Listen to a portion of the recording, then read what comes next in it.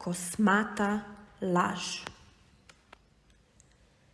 Načeloma sem kar dober nogometaš, a danes popoldan sem brcal žogo na vrtu in jo poslal naravnost v kuhinjsko okno.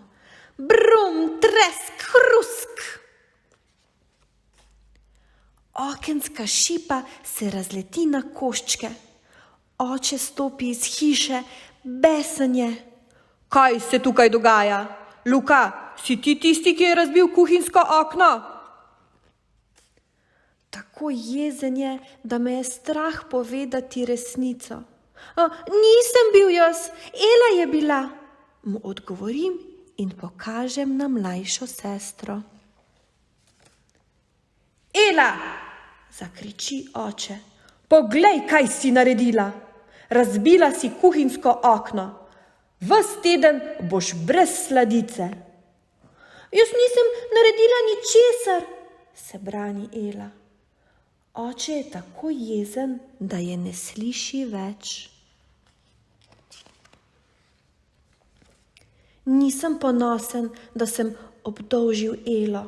Še posebej, ko dobim sladico, moja mlajša sestra pa je ne sme. Zaradi te debele kosmate laži se počutim zelo slabo. Tistega večera, ko ležim v postelji, ne morem zaspati. Odkar sem se zlagal, čutim ogromno težo, ki mi pritiska na želodec. Je to morda zaradi sladice? Res je, da sem pojedel svojo in še Elino. Razmišljam o ubogi Eli, ki sem jo po krivem obdolžil. Naslednje jutro, ko se zbudim, je teža, ki mi pritiska na moj želodec, še vedno velika. A to ni zaradi sladice. To je zaradi moje laži. Ta moja laž je velika kot slon, ki ga moram prenašati povsod, kamor grem.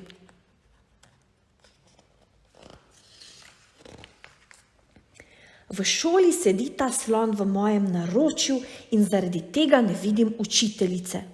Med kosilom zavzame toliko prostora, da sploh ne morem jesti. Med odmorom mi prijatelj Jan očita, da sem ta dan za nič pri nogometu. Ali misli, da je enostavno tekati in igrati nogomet s slonom na ramenih? Trenutno razmišljam le o enem. Kako se lahko znebim tega ogromnega slona?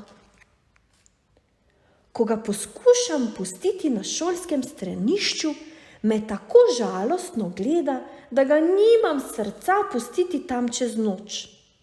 Zato ga odnesem s seboj.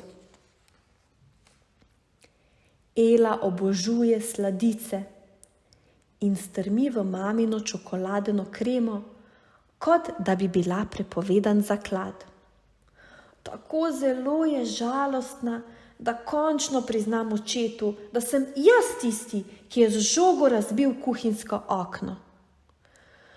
V trenutku, ko očetu vse povem, moj slon izgine. Znova se počutim lahkotnega. Zdaj pa Elo boli trebušček. A to ni zato, ker bi lagala. Kriva je čokoladna krema. Pojedla je 2 porciji.